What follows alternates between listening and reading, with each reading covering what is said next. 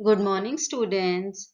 In the previous lectures, we have studied all the six fundamental rights which are provided by Indian Constitution to the citizens. And also we have studied the last fundamental right, which is act as a protective for fundamental rights. And one more uh, government office is also doing this job, means also protecting the fundamental rights or human rights of the citizens of India. In today's lecture, we will study that organ, and the name of that organ is National Human Rights Commission. National Human Rights Commission. As you are looking on the screen, on the left hand side is the logo of National Human Rights Commission, and on the right hand side the head office of the Human Rights Commission. And what is a Human Rights Commission? The real test of the rights given by any constitution is in their actual implementation. As you know, the poor, the illiterate, and the deprived sections of society must be able to exercise their rights.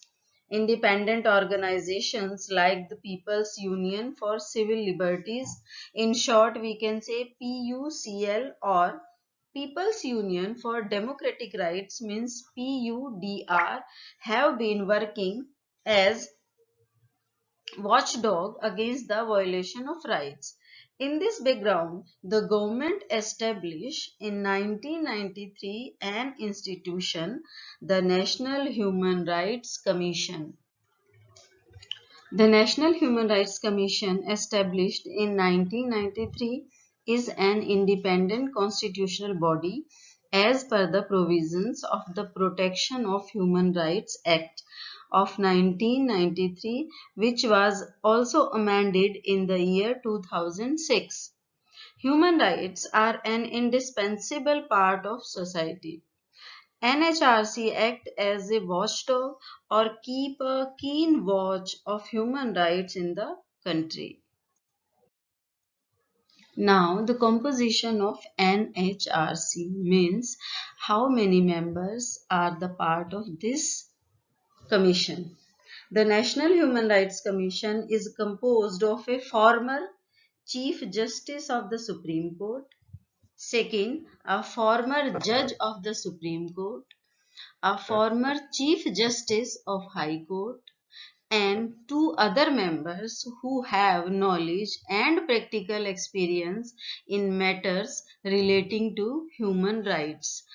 Means total 5 permanent members are the part of Human Rights Commission, but our constitution also has given the provision of few deemed members that are appointed according to need or matters, and after that they left the post.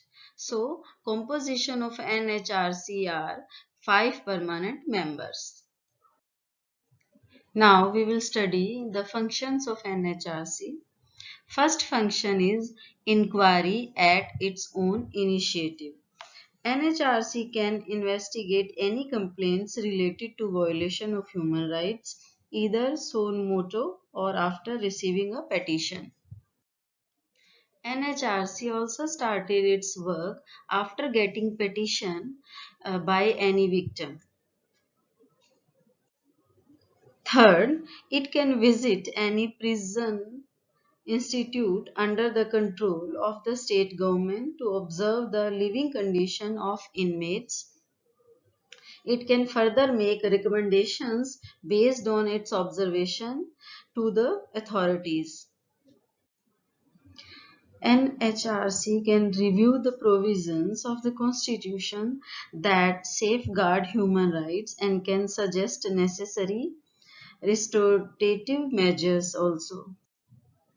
Research in the field of human rights is also promoted by NHRC.